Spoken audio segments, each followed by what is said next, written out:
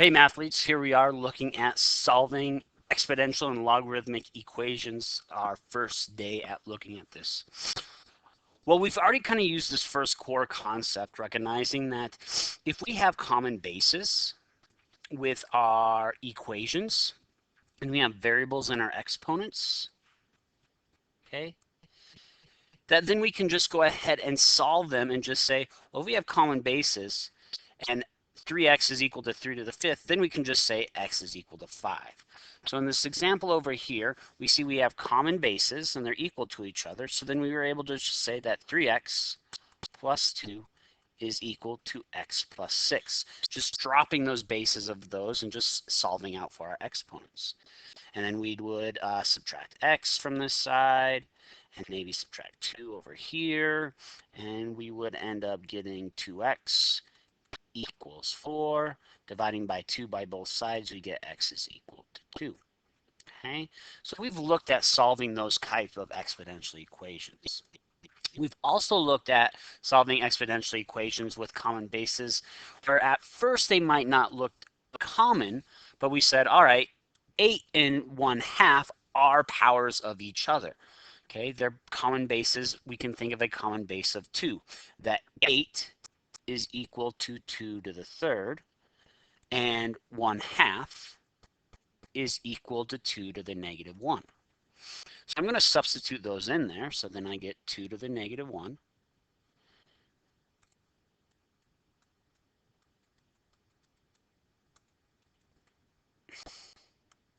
And 8 is 2 to the 3rd.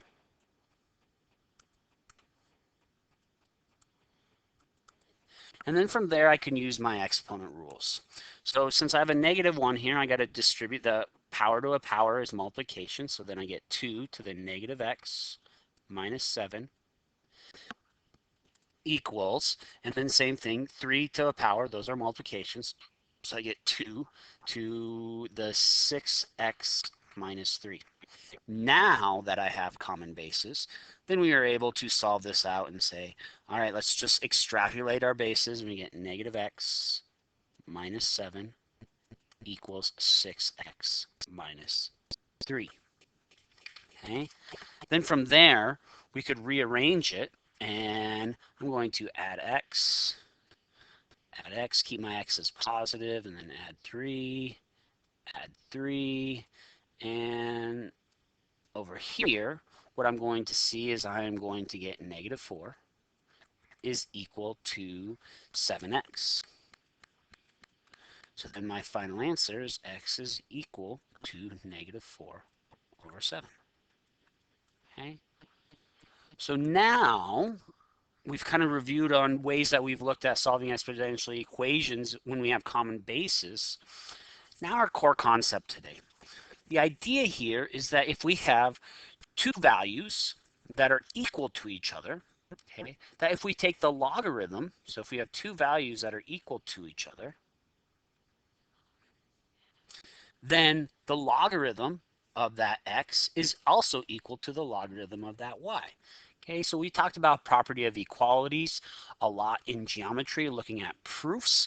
So this is just utilizing the fact that if we have x is equal to y, then we can take the log of both sides and say log of x is equal to log of y, regardless of what base is here. In our example, they said that there is b here, but you can see in this example here, they used a 2. And it's if and only if, so it's both ways. So if we have log of b to the x equals log of b to the y, then it's equal to x equals y. So that's properties of logarithms that we're going to utilize today in solving some more complex exponential equations. Okay, so again, recall that an exponential equation is an equation where our exponent is the variable. So you can see up here, we have a variable as our exponent. Yes, b and a are variables, but they're representing constants of general problems. Okay, so again, here is our property of logarithms. Okay, so just using different variables, m is equal to n, then log of m equals log of n. So utilizing that, okay, I have this side equal to this side. and I notice that I have an exponent in my variable in my exponent. That should be our key or our red flag that we want to use logs to solve. Okay, so to use logs to solve, I'm going to take the log of both sides, and I get log of 3 to the x equals log of 4. Okay. Well, property of logarithms, the power rule says that that power can drop down in front. So then I have x times log of 3 equals log of 4. So if I divide to get x by itself, this is multiplication, so I undo that by dividing by log of 3 on both sides. So after I do that, I get a solution for x, which is x is equal to log of 4 divided by log of 3. Notice I'm just using the common log. You could use any logarithm you want, but it's more beneficial to use a common logarithm because that common logarithm base 10 is something our calculator can evaluate. So if we do log of 4 divided by log of 3, our x solution is going to be about, and I'd take it out to at least 3 decimal places, 1.262. Okay. Other example over here, notice my x is in my exponent, so I'm going to use logs to solve them. Okay, I want to make sure I isolate my base first. Both of these bases are isolated. We'll see some examples here where they're not, and we'll have to do some steps to isolate those first. So if I use logarithms, I'm going to do log of 7 to the 3x equals log of 20. Okay. Well, my exponent rule says that that can drop down in front and be a factor now. So 3x times log of 7 equals log of 2. And that step right there is kind of the magic of logarithms. Now, that logarithm, we have now generated an equation that we can solve algebraically. Okay. So next what I'm going to do is I'm trying to get x by itself. So I'm going to divide by, these are all multiplications, so I can divide it by 3 log of 7. Everything that's not an x, divide this side by 3 log of 7. And I see that I get x is equal to, putting this into my calculator just as it's written. Okay. One thing with my calculator I want to note.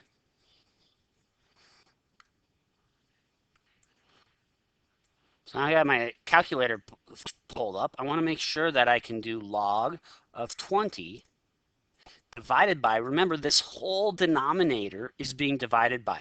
So I want to make sure I put parentheses around that denominator. So that's 3 times log of 7. Close out my logarithm, close out my denominator.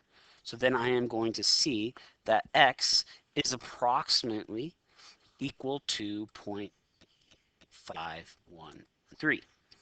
Okay. What's also nice with our calculator is we can check our solution. Remember, I can store that value as x. Now when I type in x, I can type in the left side of my equation and say 7 to the, well, I want it to the 3x, so I need to put 3x there in parentheses, and I should see that it's equal to 20.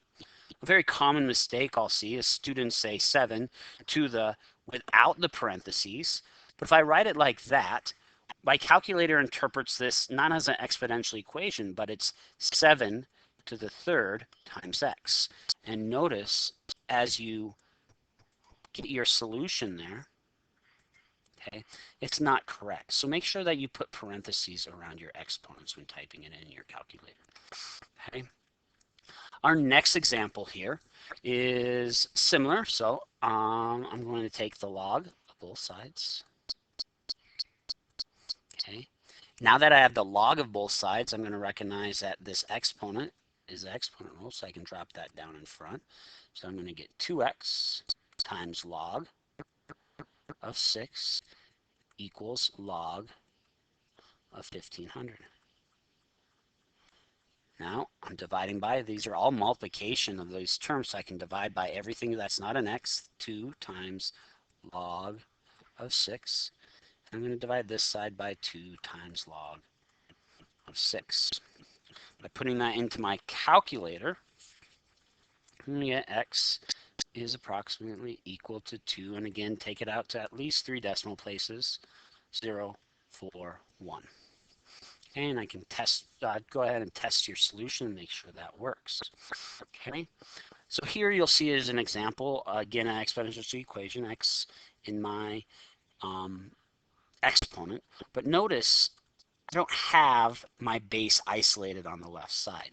So I want to do the steps in order to isolate those first. So I'm multiplying by 2, so I undo that to isolate this by dividing both sides by 2.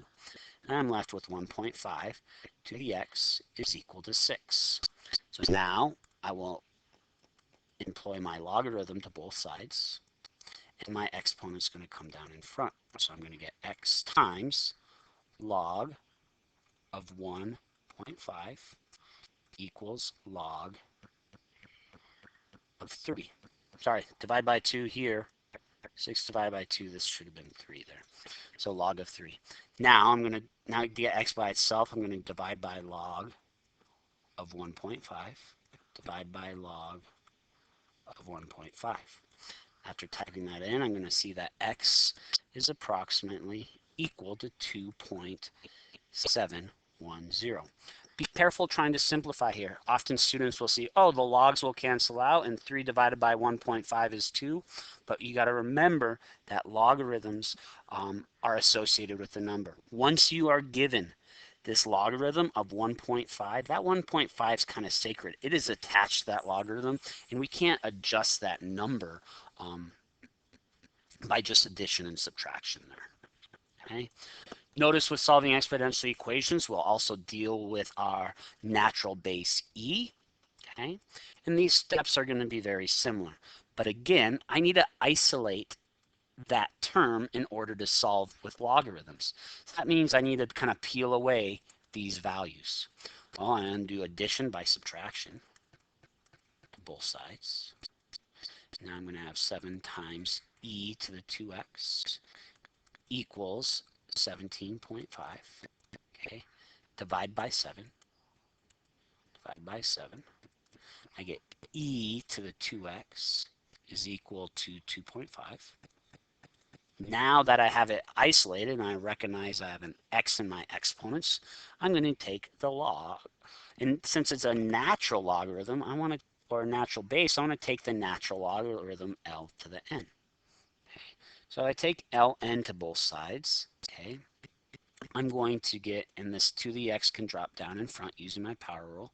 So I get 2x times ln of e equals ln of 2.5. Okay, but note that ln of e is just equal to 1. Okay, so that becomes very useful.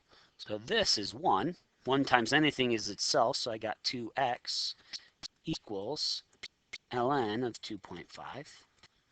Divide both sides by 2. I'm going to see that x is about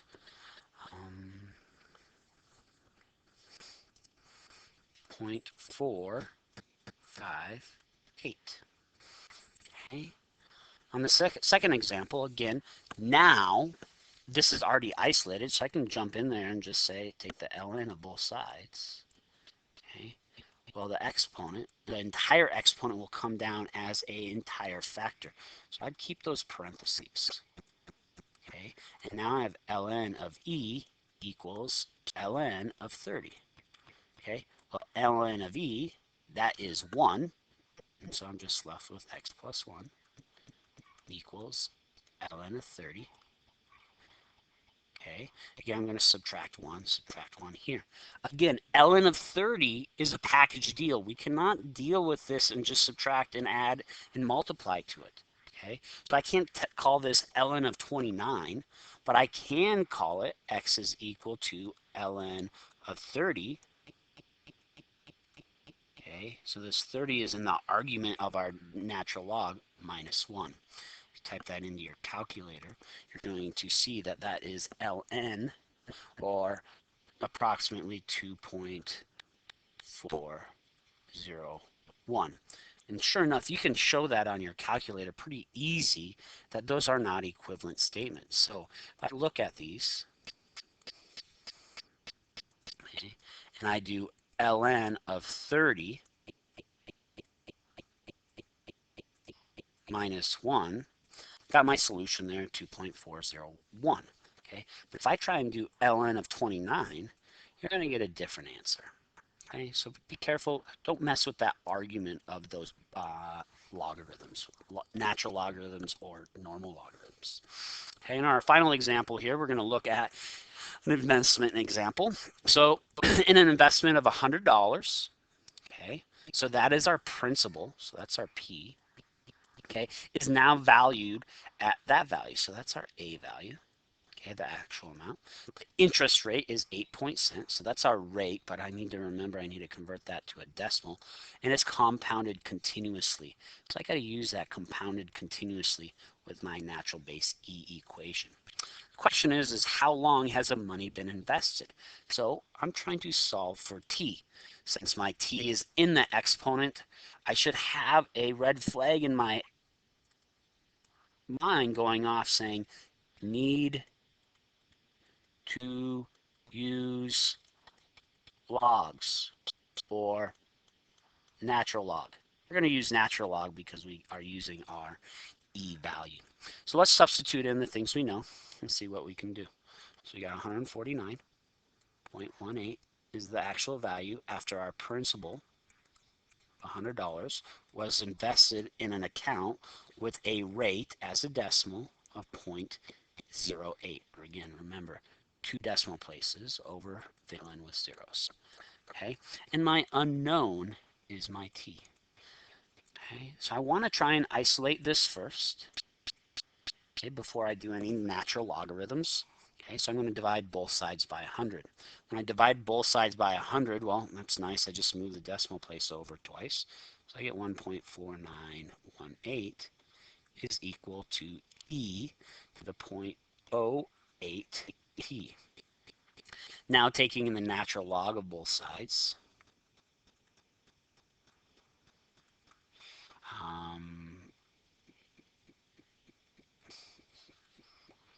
0.08t, okay, the exponent is going to drop down in front. And remember, ln of E is 1.